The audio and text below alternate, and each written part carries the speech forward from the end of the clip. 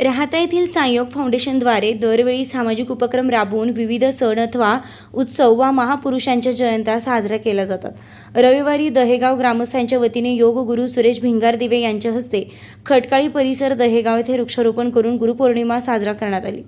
साईयोग फाउंडेशनद्वारे गेली 18 वर्षांपासून रोज पहाटे 5:30 ते 7 पर्यंत राहाता नगरपालिका हॉलमध्ये मोफत योग वर्ग घेणारे योग गुरु सुरेश भिंगारदिवे, विलास वाळेकर व भाऊसाहेब बनकर यांचा फेटा बांधून साई शाल व गुलाब पुष्प देऊन मान्यवरांच्या हस्ते सत्कार करण्यात आला।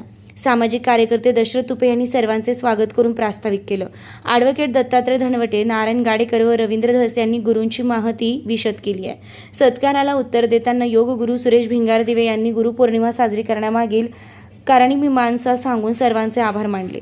याप्रसंगी साईयोग फाउंडेशनचे अध्यक्ष डॉक्टर बापूसाहेब पानगव्हाणे, संदीप डांगे, ॲडव्होकेट गोरखनाथ दंडवते, संजय बाबर, सीताराम बावके, बबलू फटांगरे, संजय वाघमारे, विठ्ठल निर्मळ, बाळासाहेब टारगे, पांडुरंग गायकवाड, सुभाष डांगे, प्रभाकर डांगे, रामहरी डांगे, सदाशिव डांगे, माऊली आरणे, शिवाजी पोटे आदी मान्यवर उपस्थित होते।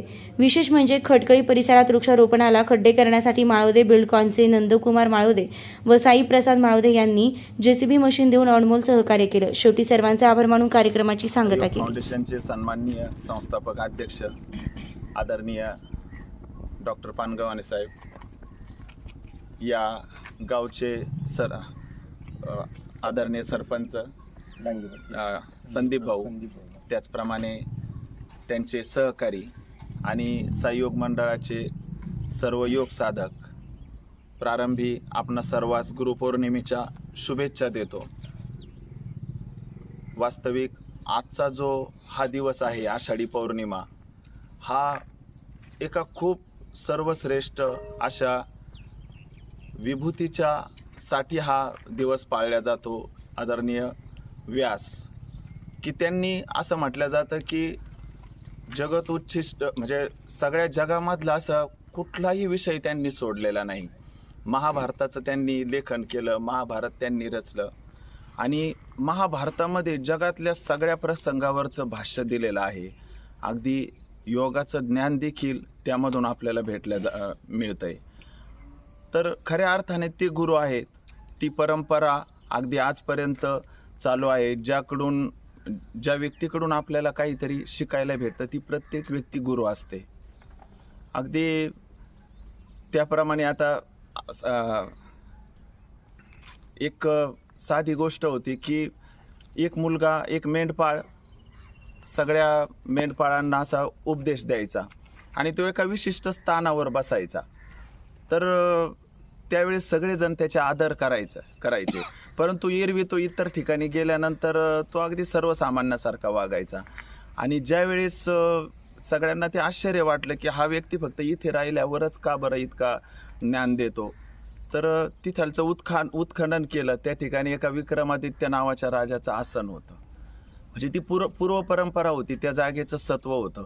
तसं आपणा सर्वांना जी गुरु परंपरा झालेली आहे, त्या सर्वांचं सत्व लाभलेले आहे। त्यांच्या ज्ञानाचं भांडार आपल्याकडं मुळातच आलेलं आहे। आपण सध्या काय अशी अवस्था आहे की धन्याचा हा माल, फुडिले भांडार धन्याचा हा माल, मी तो भारवाही हमाल। मग आपण आपल्याकडं मुळातच सर्व काही ज्ञान भेटलेलं आहे। आपण फक्त त्या ज्ञानाचं म्हणजे हमाल आहोत, आपण तेवढी आपली पात्रता आहे, परंतु ते काम देखील आपण खूप निष्ठेने करायला हवं। जो काही गुरुपरंपरेचा वारसा आहे, ते ज्ञान आपण इतरांना द्यायला हवं आणि प्रत्येकजण आपल्या आपल्या स्वभावातून एकमेकाला शिकवत असतो। हा एक आपला सत्संग आहे। या निमित्ताने गुरुपौर्णिमेच्या दिवशी आपण जो आमच्या शिक्षकांचा सत्कार केला, त्याबद्दल मी आपणा सर्वांना धन्यवाद देतो आणि आपणाला गुरुपौर्णिमेच्या शुभेच्छा देऊन माझे 2 शब्द संपवतो। शुभेच्छा।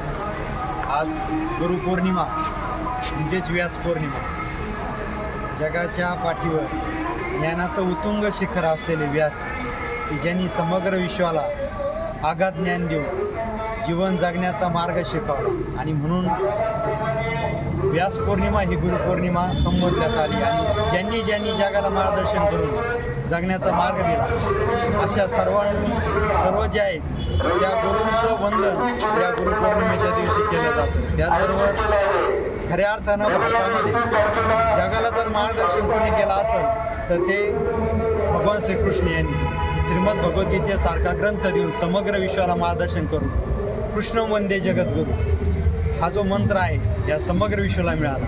आणि म्हणूनच ज्या भगवंताने गीतेच्या माध्यमातून समग्र विश्वाला मोठं केलं त्याच पद्धतीनं आजच्या या जगामध्ये आपल्या ज्ञानानं, आपल्या अनुभवानं, आपण घेतलेल्या शिक्षणानं समाजातील इतर घटकांना ज्ञान देण्याचं, मार्गदर्शन करण्याचं आणि जगण्याचा मार्ग शिकवणारे सर्व जे गुरु आहेत त्यांना वंदन करण्याचा आज दिवस आहे. यातून एकच गोष्ट आपण घेऊ शकतो की गुरु ज्याप्रमाणे स्वतः मोठा आहे तसं आपल्या शिष्यालाही मोठं करतो, त्यालाही मार्गदर्शन करतो आणि जीवनात तोही कोणाचा तरी गुरु होईल अशा रस्त्यानं त्याला चालवण्याचं शिकवतो.